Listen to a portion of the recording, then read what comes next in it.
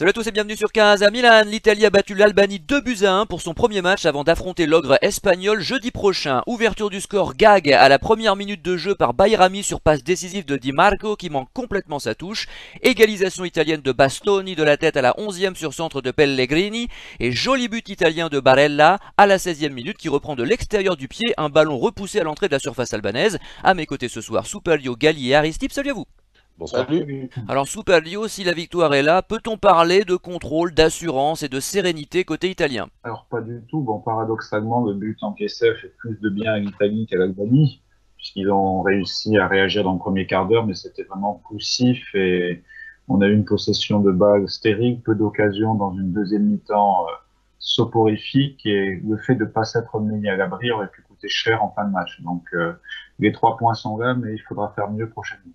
Ouais, je rappelle l'effet de jeu, deuxième minute, frappe enroulée de Scamacca à côté sur passe de Chiesa, bon ballon à la 33e de Scamacca pour Fratesi qui trouve le poteau, grosse occasion toujours pour Scamacca qui a été très imprécis ce soir sur déviation de la tête de Pellegrini, Scamacca qui bute sur le gardien à la 40e, et en deuxième mi-temps, tu fais bien de le dire, il s'est pas passé grand chose, il y a eu cette frappe enveloppée de Chiesa du gauche qui flirte avec le poteau albanais à la 60e, et enfin à la 90e, première occasion en dehors du but bien sûr côté albanais, et intervention décisive de Donnarumma face à Manaï. Gali, je sais pas toi, mais en fin de match comme ça, quand je vois l'équipe adverse même plus faible que nous pousser, je repense systématiquement à la Macédoine du Nord. Oui, c'est ça, c'est ça. Ben, ça sentait un peu le hold-up. Je pouvais pas m'empêcher aussi de penser à la Macédoine du Nord. Bon, dans d'autres. Bon, là, ils avaient marqué, il y aurait eu match nul, on n'aurait pas perdu. Mais oui, oui, c'est clair qu'on a tremblé sur la fin. C'est toujours compliqué quand tu mets pas le troisième but dans ce genre de match. Ben, les derniers ballons, ben, ils sont durs à jouer, quoi. C'est toujours compliqué, ouais. Et alors sur ce match, quel est ton sentiment, quelle est ton impression? C'est vrai qu'on a vu une nationale et qui a contrôlé, qui a eu 70% de possession, mais qui n'a pas su transformer les quelques occasions qu'elle s'est procurées, et qui a peut-être manqué de tranchant, qui a peut-être un peu trop joué à la baballe face à un adversaire, il est vrai, qui nous a pas souvent mis en danger. En fait, moi, j'ai bien aimé paradoxalement les 20 premières minutes. Quand il a fallu égaliser, je trouve qu'il y avait des choses intéressantes. Il y avait pas mal de verticalité. Il y avait des choses intéressantes. On a vite égalisé. On a vite mis 2 buts. Mais après, effectivement, le match, il était un peu ennuyeux. C'est-à-dire, c'était une possession très stérile et il y avait très peu de verticalité et de déséquilibre. À mon sens, on n'a pas assez utilisé la percussion de Chiesa. Je sais pas, c'est un peu bizarre ce match. Je sais pas si l'Italie a voulu contrôler le match et a joué de cette manière-là par rapport à une idée de jeu qu'elle s'est faite de ce match-là, ou je ne sais pas si c'est un peu la limite de notre équipe face à un bloc bas. Je me pose beaucoup de questions. Scamacca, on l'a pas beaucoup vu. On n'a pas beaucoup. Il y a eu très peu de percussions en fait. Après, il faut reconnaître que les Albanais, quand on regarde d'un peu plus près, ils ont parfaitement bien défendu. C'est-à-dire qu'ils avaient un bloc bas et ils ont utilisé beaucoup la largeur du terrain et ils étaient très difficiles à déséquilibrer par la passe en fait. Donc je ne sais pas quoi en penser parce vraiment il y a eu très peu de tirs pour l'Italie, très très peu d'occasions. Il y a eu 2 grosses occasions en première mi-temps, mais après finalement on n'a pas vu une Italie dominante offensivement, outrageusement quoi. Il n'y a pas eu de voilà, je sais pas, c'était un peu stérile, ouais. Alors je partage ton avis, c'est Chiesa a été sous-exploité, c'est vrai que dès qu'il touchait le ballon, dès qu'il centrait c'était dangereux, tous ses centres étaient précis, auraient pu être décisifs, etc. Il nous a fait encore quelques festivals de dribble juste avant de sortir quelques instants pour ce on a eu peur, hein, on a cru que c'était une blessure une nouvelle fois avec lui, encore des petits ponts, etc. aux abords de la surface, enfin on sent que c'est un joueur vraiment clé, hein, c'est l'un des rares qui percute dans cette équipe, mais Aristide, c'est vrai qu'indépendamment de cette stérilité offensive qui nous agace, parce que jouer à la baballe comme ça c'est assez énervant pour un supporter de foot et même un spectateur neutre.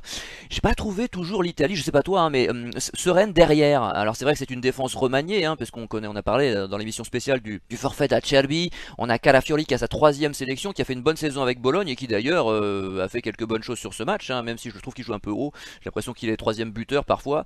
Mais j'ai pas trouvé l'Italie sereine derrière moi. Et face aux attaquants espagnols, ça va peut-être être autre chose. Je rappelle que l'Espagne a gagné 3-0 contre la Croatie cet après-midi.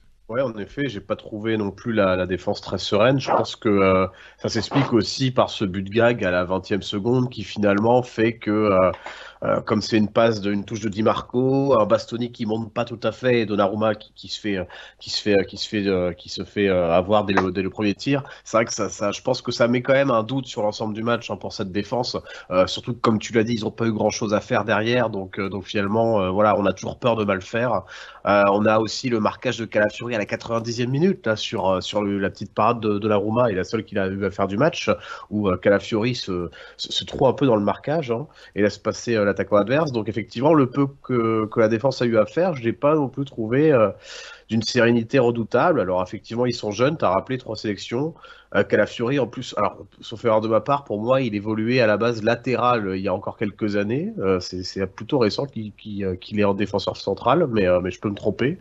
Et Bastoni, Calafiori, ouais, ça reste jeune. C'est sûr que c'est pas l'expérience et la complémentarité de Chiellini et Bonucci. Ils jouent pas dans le même club en plus. Donc ça va prendre du temps, ça va prendre du temps. C'est effectivement, heureusement que l'Albanie n'a pas été très inspiré ce soir, mais je te rejoins sur le fait que moi j'aime pas du tout quand on joue à la baballe comme ça me rappelle l'Espagne un peu des mauvais jours. Un jeu Oui, mais soporifique, c'est pas du tout l'ADN de l'Italie. l'Espagne qui gagnait des compétitions, et moi je repense toujours, alors c'était une équipe qui avait un autre niveau, d'autres talents, etc. Mais je repense à l'Italie de Prandelli 2012, qui était vantée, louée par les médias parce qu'elle jouait à la Oui. baballe précisément, alors à un autre niveau que ce qu'on a vu ce soir, on s'entend, mais qui a essayé de faire la même chose contre l'Espagne et qui s'en est pris 4 en finale. Tu vois, donc j'oublie jamais ça, et quand je vois l'Italie s'éloigner à ce point de ses fondamentaux, de cynisme, d'efficacité défensive, etc., mais qui a peut-être plus les joueurs pour le faire, ça me fait toujours peur, et c'est vrai que cette deuxième rencontre de jeudi peut terroriser, peut terrifier un peu. Je vais donner la parole à Soupalio qui veut réagir, je crois. Oui, je voulais juste dire que je ne sais pas si vous avez vu le match contre la Bosnie, mais on a retrouvé un petit peu les mêmes défauts, la possession stérile et surtout, alors je ne sais pas ce qu'il a parce qu'il est plutôt bon à son poste et une des références en Europe, le Di Marco qui fait une touche totalement ratée alors qu'il avait fait aussi des passes approximatives contre la Bosnie qui avait amené à des grosses occasions. Donc là aussi des cadeaux.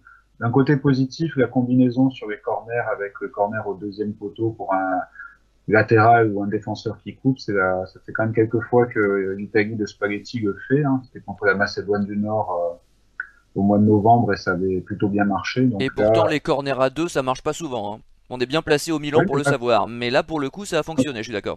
ouais, là, ça a fonctionné, mais là, il faudra voir autre chose. Hein. Franchement, contre l'Espagne, surtout qu'on risque de courir après le ballon, il faudra prévoir autre chose. Hein. Moi, j'ai pas vu les matchs de préparation. Et moi, ce qui m'a surpris dans l'idée que je me faisais de cette Italie, j'ai été surpris de la compo de départ, en fait, de voir Fratesi et Pellegrini alignés en même temps. Ouais, Finalement, c'est vrai. il y avait 5 milieux. Du coup, on n'avait pas vraiment d'ailier droit ou d'ailier gauche, finalement. Ah Alors, bah si, c'était t'avais Chiesa à Chiesa qui droite. était. Ouais, mais. À Et l'aile du coup, on gauche, n'avait on pas d'ailier avait gauche. Pellegrini. Ouais, c'est ça. Voilà. Et du coup, ça manquait un peu d'équilibre, finalement, Ah bah c'est Di offensivement. Marco qui prenait l'aile Euh, gauche, oui. voilà. Et moi, j'étais persuadé, je sais pas pourquoi, peut-être je me suis vautré dans mes calculs, j'étais persuadé qu'on jouerait vraiment avec 3 derrière et 2 joueurs de couloir et Pellegrini en doublon avec Fratesi, c'est-à-dire ou l'un ou l'autre. Mais je m'attendais pas à voir les deux sur le terrain, ce qui a fait qu'on a eu un milieu assez dense. On a eu Jorginho et Barella qui étaient tout le temps en troisième homme au milieu, c'est-à-dire qu'ils décrochaient beaucoup pour récupérer les ballons au milieu. Et finalement, ça a apporté beaucoup de stérilité parce qu'il y avait pas de percussion. Scamacca, il s'est retrouvé vachement esselé. Il a fait quelques bonnes déviations, mais finalement, il avait personne à ses côtés. Et encore une fois, Chiesa très très peu utilisé. Alors, je ne sais pas si c'était pour jouer l'Albanie que Spalletti a décidé ça, parce que j'ai l'impression quand même que Spalletti, c'est quand même un sacré fan tacticien, pardon, parce que même dans ses changements, il y a beaucoup de polyvalence, il y a beaucoup de. On voit que tactiquement, c'est vachement travaillé. Et peut-être que contre l'Espagne, il rebasculera à 3 derrière avec une défense à 3 et un Cambiasso, Di Marco ou un Di Lorenzo qui va jouer plus haut pour boucher les côtés. Mais bon, là, la compo contre l'Albanie, je ne l'ai pas vraiment compris. C'est parce que pour moi, c'était trop peu offensif, en fait. Sachant qu'on savait que les Albanais allaient jouer bloc bas. On passe à l'homme du match côté italien avec Aristip. L'homme du match, j'ai mis quand même Nicolo Barella. Alors pour son but à la 15e minute, hein, qui nous fait passer devant, pour les nombreuses passes clés qu'il a fait, pour sa disponibilité au milieu de terrain, parce que je pense que c'est un des joueurs ce soir qui techniquement ne m'a pas déçu, mais surtout a essayé d'accélérer le jeu. au moment où il fallait, quand certains se sont un peu plus cachés, et j'y reviendrai peut-être dans les flops. Mais ouais, je trouvais Barella très très juste ce soir, à peu près au niveau de ce qu'il montre à l'Inter, peut-être un peu en dessous. Mais ouais, non, non, très bon match de sa part. Alors qu'il était incertain, qu'il revient de blessure. Alors si c'est que l'Albanie en face, évidemment, on peut pas dire qu'il nous ait poussé dans C'est de ça. derniers tranchements, qu'il y a une intensité, une pression. Évidemment, ce sera pas du tout la même chose jeudi. Mais c'est vrai que lui, son idée, c'était quand même d'engranger les minutes, de revenir à la compétition. Et c'est vrai qu'il a été plutôt bon ce soir par rapport à ses camarades et notamment à l'un de ses compères du milieu de terrain, Jorginho, sur lequel on aura peut-être l'occasion de revenir. Mais on va donner la parole à Superio. J'aurais dit également Barella pour ce qu'il a montré, son abattage tant aussi bien défensif que offensif. Il y avait des doutes sur sa condition physique, il les a levés assez rapidement, a sonné la révolte, a marqué un très beau but. Il en est déjà à son 10e but en sélection, hein, ce qui fait qu'il dépasse au classement des buteurs un certain Totti. Et c'est déjà son 2e but dans un Euro, hein, qu'il avait marqué contre la Belgique il y a 3 ans. Hein. Il confirme ce qu'il a fait à l'Inter cette dernière saison, à savoir un très haut niveau et certainement notre meilleur joueur dans l'effectif. J'aurais parié sur Chiesa, sur le meilleur joueur de l'effectif, mais comme il y a les incertitudes physiques, je peux comprendre que tu cites Barella qui lui joue avec continuité et surtout évidemment qui a joué la Ligue des Champions contrairement à la Juve. En valeur pure, je sais pas, je pense qu'il y a match entre les deux. On va demander à Gali de trancher. Non, Barella, sans hésiter, Barella aussi, sur ce match-là, en tout cas, c'est celui qui ressort le plus. Sans être exceptionnel, il marque. Mais bon, il marque quand même un but.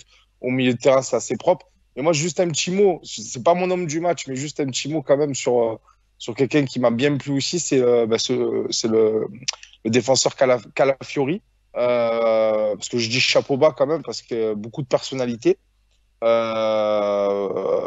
Premier match quand même titulaire dans un poste que franchement je pense que là on tient un bon joueur pour les années futures parce que même s'il a fait deux trois erreurs techniques tactiques beaucoup de personnalité j'ai trouvé voilà. Ah c'est certain, et puis il monte énormément. Certains diront que c'est une qualité. Contre l'Espagne, j'espère qu'il jouera plus la sécurité.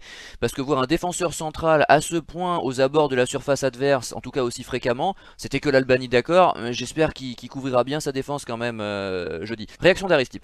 Oui, Calafiori, effectivement, ce que j'ai beaucoup aimé, je trouve qu'il prenait vraiment ses responsabilités dans le fait de relancer toujours propre, la volonté de relancer propre, de ne pas balancer les ballons.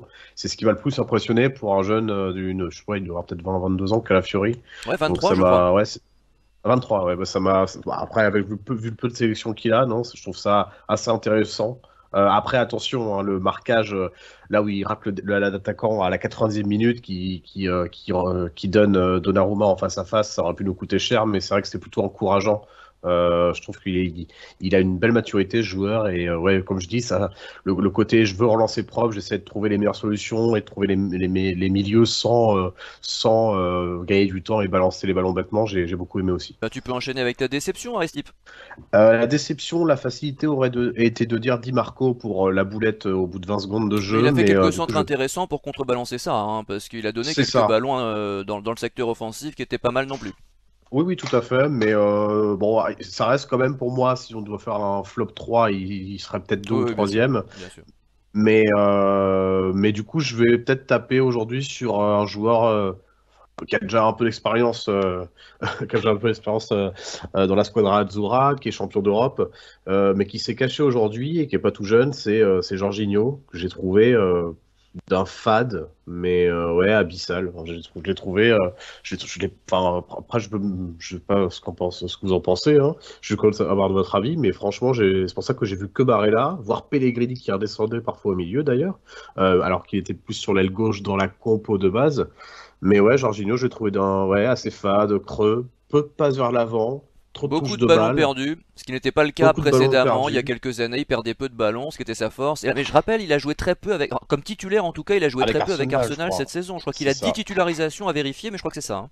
Ouais, bah ça se voit, même dans son replacement défensif, je l'ai trouvé qu'il se faisait transpercer par les milieux adverses trop souvent, il était en retard. Donc en fait, ouais, pas de jeu vers l'avant, défensivement pas serein, marquage un peu laxiste. Non, ça m'inquiète un peu pour la suite. Surtout qu'au milieu de terrain, on a pas Tonali, on a Cristante, je pense pas qu'il ait le niveau pour faire quoi que ce soit. Donc voilà, ouais, un petit point, une petite alerte sur Jorginho. Tu vas voir qu'on va se retrouver avec Fagioli titulaire alors qu'il n'a pas joué de la saison. Ah, Mais en sachant qu'il a fait une bonne fin de saison, il a joué 1 ou 2 matchs, je crois, mais enfin, jouer un Euro comme ça, comme titulaire. Après, il est jeune, C'est il est court. talentueux, je dis pas non, hein, mais c'est vrai que si Jorginho déçoit comme ça, faudra pas le titulariser contre des grosses écuries, c'est pas possible. La parole est à Superio pour sa déception du soir. Bon, il serait facile de tirer sur Di Marco pour son erreur, surtout qu'il est récidiviste avec les 2 erreurs commises en match amical contre la Bosnie, mais je dirais aussi Jorginho pour la lenteur, le fait de ne pas avoir cassé des lignes. Normalement, les dernières passes ou avant-dernières passes auraient dû être plus productives et le rythme était assez lent, ce qui aurait dû le favoriser, surtout qu'il n'a pas été pris au pressing, hein. Ce qui fait qu'il a pu jouer sur un fauteuil, mais il y a quand même eu un déchet technique assez important. Et quand je l'ai vu jouer, je me suis dit quel dommage de ne pas avoir Tonali qui aurait pu dire quelque chose d'intéressant dans ce match, faire quelque chose. Ah, ça, Il c'est n'était la pas. vraie déception, hein. Moi, avant Ouais, l'Euro, on a peu de très bons joueurs, on va dire ce qui est, hein. C'est un vivier, on sait pourquoi, les dirigeants de club, etc. Enfin, genre, on en a parlé lors de l'émission spéciale. Mais alors, Tonali, dans ce milieu de terrain, serait évidemment titulaire et l'équipe aura une autre gueule parce que lui, physiquement, répond présent. Il est rapide, il est efficace, il est précis. Et en plus, après une année complète en première ligue, il aura encore gagné en maturité. Donc, c'est vrai que c'est frustrant. oui. Par contre, je voudrais rajouter, j'ai oublié de le dire, en bonne surprise, j'aurais dit Di Lorenzo, parce que sa saison n'était pas terrible à l'image du Napoli, mais sur ce match-là, je l'ai trouvé plutôt bon. Donc autant dire quand il fait des bonnes choses. Gali. moi, Jorginho, pas déçu parce que je suis pas surpris. Donc, je vais pas le citer et je suis d'accord avec vous. Donc, je vais changer un peu. Moi, j'ai été déçu plus offensivement par Fratesi. Fratesi parce que j'attendais un côté sur ce type de match. J'avais dit à mon fils, je suis sûr qu'il va marquer parce que je sais pas pourquoi, je pensais qu'il allait marquer, mais un peu, voilà, j'attendais un peu plus le côté remuant. On sait que Chiesa là, mais lui, voilà, je l'attendais un peu plus précis, un peu plus, Mais je je sais pas, partage voilà, ton un peu déçu avis. offensivement. Ouais, ouais, je partage ton Ouais, avis. Il tape le poteau, hein. Mais c'est vrai que on voilà, il attend de tape le la poteau. percussion chez Fratesi qu'on n'a pas eu ce soir. Voilà. Et c'est ça, et c'est ça qui m'a manqué plus que Jorginho, parce que Jorginho, finalement, le voir titulaire, j'étais déjà déçu, parce qu'on sait que c'est quelqu'un qui ralentit le jeu, qui joue très peu vers l'avant, qui lève pas un ballon. Je sais pas si vous avez capté, mais Jorginho, il joue 4 airs de manière horizontale, mais bon. Mais Fratesi, dans ce type de match, j'attendais beaucoup, beaucoup, beaucoup plus de lui, au même titre que Scamacca. Je dis pas qu'il m'a déçu, parce qu'il n'a pas eu beaucoup de ballons, mais dans son attitude, Scamacca, je l'ai pas trouvé remuant. Je l'ai trouvé attentiste, quoi, passif. Voilà, passif. Il a fait quelques bonnes déviations. Mais pour des jeunes joueurs qui disputent leur premier Euro avec l'Italie, j'attendais un peu plus de, je sais pas, un peu plus de grinta, un peu plus de motivation. Ce que j'ai retrouvé, par exemple, chez Calafiori, de la personnalité. Là, sur ces 2 joueurs-là, j'attendais un peu plus de personnalité, un peu plus d'envie, un peu plus de précision. Voilà.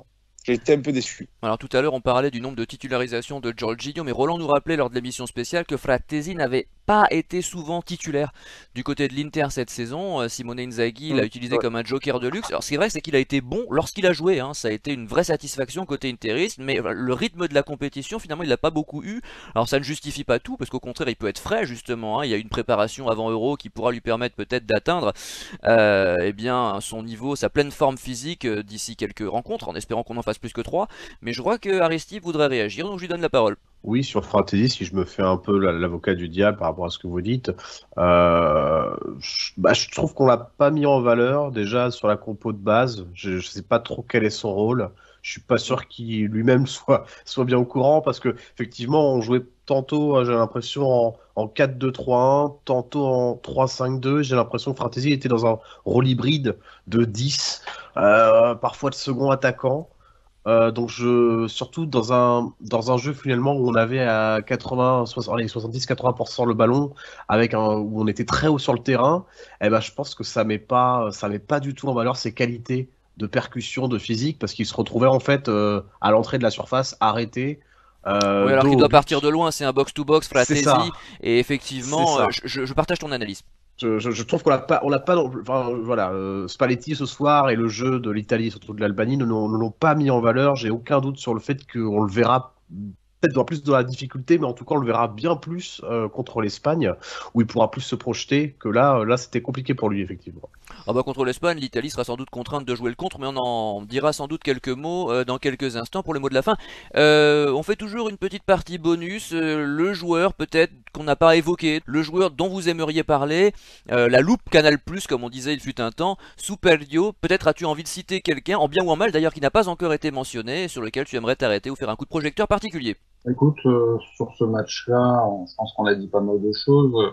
Je dirais Bastoni qui a le mérite de mettre le but égalisateur, parce que plus le temps passé, rester mené au score aurait été difficile, mais il Et a qui mis le semble but au plus bon moment. serein que ses compères en défense, j'ai trouvé, on a l'impression qu'il a plus d'expérience que les autres. Oui, bon, après, si on est sévère, il est un petit peu en retard sur le but, mais vu la remise en jeu de Di Marco, il fait, il fait ce qu'il peut. Et autre bonne remarque à faire, je dirais Donnarumma, parce que l'arrêt à la fin, quand même, sauve pas mal de choses. Même si le tir était pas forcément cadré, il faudrait revoir l'action. Mais c'était quand même la seule action dangereuse albanaise. Il a réussi à s'y opposer. Donc bravo à Bastoni sur ce match-là. Et Donnarumma plutôt encourageant, notamment sur les sorties aériennes, lui qui a souvent été décrié pour cela. Très bien, Gali. Non, il n'y a rien qui me vient comme ça. Je vais peut-être louer Donnarumma, plus aussi pour sa personnalité. Je le trouve appliqué, je le trouve motivé, je le trouve voilà, il est déjà rentré dans son euro, voilà. Un peu déçu pour lui parce que justement il prend un but très très tôt et c'est toujours très difficile pour un gardien parce que bon sur le but on peut toujours mieux faire mais bon ça va quand même très très vite, la Bah, frappe elle est j'allais te puissante poser la donc question, est-il exempt de tout reproche sur le but?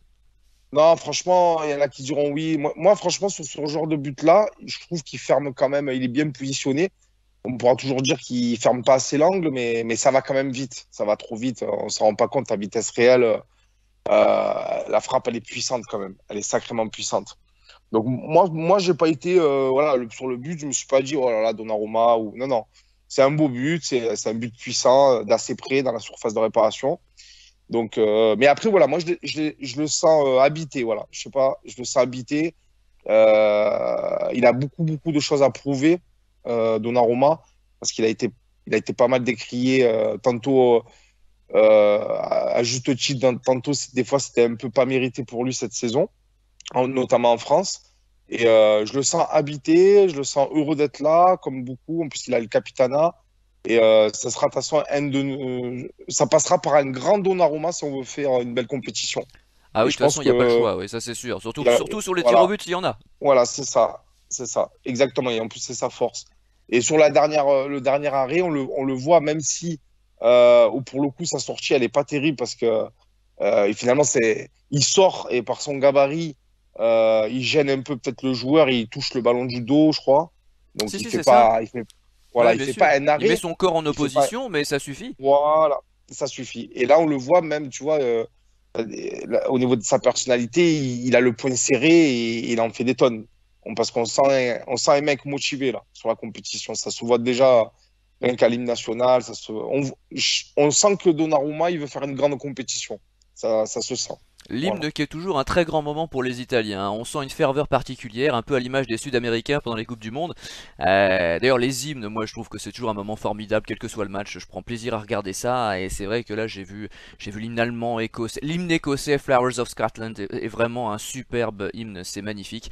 Bon bref, on va donner quand même la parole, on va rester sur le foot avec Aristide sur son joueur bonus. J'ai pas parlé de Chiesa, donc j'en parle rapidement. Très content de le voir en jambes déjà, parce qu'il n'a pas eu une saison facile à la Juve, hein, malgré quelques éclairs de génie dont il a le secret et qu'on a vu ces 2-3 dernières années. C'est vrai il a eu du mal sur certains matchs, il a eu du mal avec le coach Allegri. Donc je crois que c'est Gali qui a dit on aura besoin d'un grand Donnarumma pour aller loin. Bah moi je pense qu'on aura besoin d'un grand Chiesa, et c'est un grand Chiesa qui nous a mené à gagner l'Euro il y a 3 ans maintenant. Donc voilà, je vais surveiller sa forme dans les prochains matchs, mais ce que j'ai vu ce soir, c'est clairement encourageant.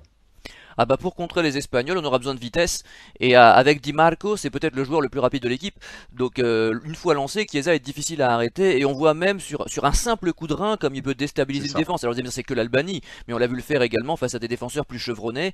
Donc on compte sur lui, mais de son état de forme va dépendre effectivement le parcours de l'Italie d'après moi. C'est pour ça on parlait de Barella tout à l'heure qui était un super joueur, souvent en championnat plus qu'en compétition internationale d'ailleurs.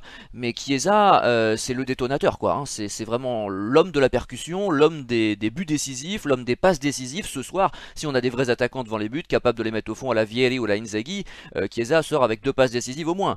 Mais on va passer peut-être au mot de la fin de Soupalio. Alors, je veux dire qu'on a fait ce qu'on devait faire, hein. Il fallait battre l'Albanie, l'adversaire le plus faible du groupe, ne pas lâcher des points, c'est ce qui est fait. Maintenant, on va jouer une finale contre l'Espagne, hein, parce qu'une victoire nous qualifierait, permettrait de faire tourner contre la Croatie, et ça sera un beau match, surtout que l'Espagne, un peu notre bête noire, nous a souvent mis en difficulté, notamment sur les 3 derniers matchs, donc les 2 derniers en Ligue des Nations. Donc j'attends de voir ça. Peut-être qu'on sera agréablement surpris.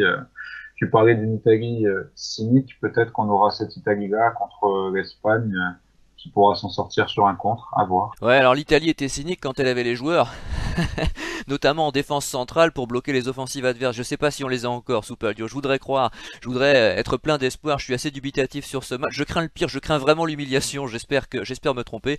On va donner la parole à Gali. Ben moi, content de la victoire, ouais, parce que c'était hyper important de gagner. Hyper important. Parce que l'Albanie est censée être l'équipe la moins forte. Et contre l'Espagne, mais j'espère que Spalletti fera les bons choix. Je pense qu'il y aura des choix à faire. Moi, je reste persuadé que l'Espagne, ils sont vraiment, c'est une équipe qui est vraiment embêtée quand elle a affaire à une opposition de 3-5-2, quand l'adversaire joue en 3-5-2. Donc j'espère vraiment qu'on ne jouera pas avec une défense à 4 et qu'on bétonnera derrière en bétonnant sur les côtés, en fait, justement, en essayant de jouer en contre-attaque. Et je Et quel pense serait pas. le troisième arrière central alors, Darmian? Ouais, Darmian, moi je mettrais Darmian carrément. Ok. Darmian.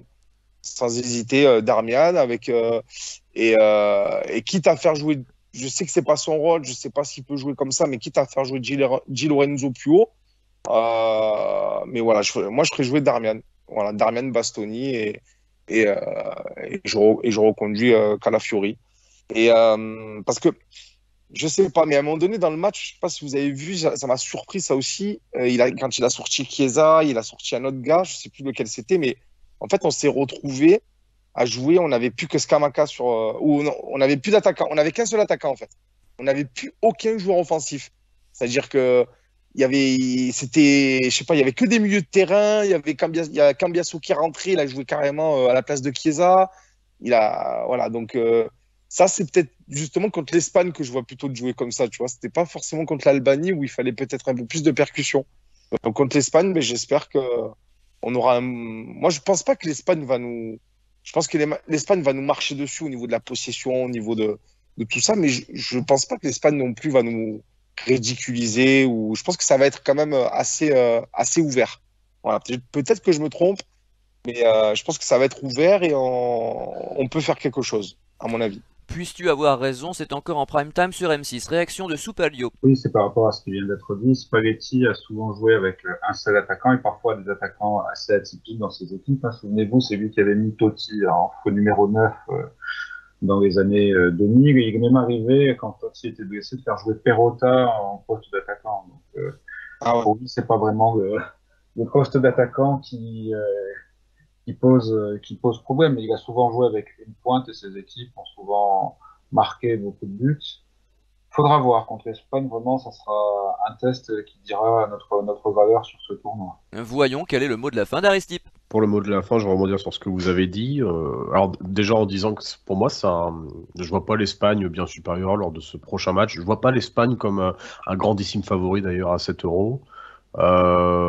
C'est l'équipe pour laquelle j'ai pas non plus de sympathie footballistique, hein, comme vous l'aurez compris. Mais voilà, effectivement, ils peuvent nous mettre en difficulté, mais je pense qu'on a clairement nos chances. Ok, on a eu mal sur ces 2-3 dernières confrontations, mais il ne faut pas oublier que la plus importante en demi-finale à l'Euro, on l'a quand même gagné à la fin, même si on a souffert, il est vrai. C'est pas l'Espagne d'il y a 10 ans non plus, donc voilà, non, il y a clairement nos chances.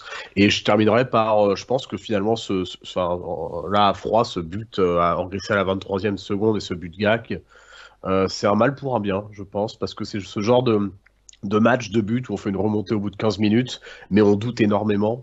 Ça forge un groupe, ça forge une équipe, un état d'esprit, un mental, et c'est bien d'avoir encaissé ça pour finalement avoir réussi à gagner ce match à la fin. Je pense que je préfère ça finalement avoir gagné 1 ou 2-0 ce match. Donc voilà, je suis pressé de voir la suite et je pense qu'on a toutes nos chances face à l'Espagne et que ça va être un match très équilibré. Eh ben, puisses-tu avoir raison. Merci messieurs pour vos commentaires et vos appréciations. Rendez-vous jeudi soir en espérant éviter la déconfiture. Bonne soirée, bon dimanche. Salut! Ciao. Salut. Salut.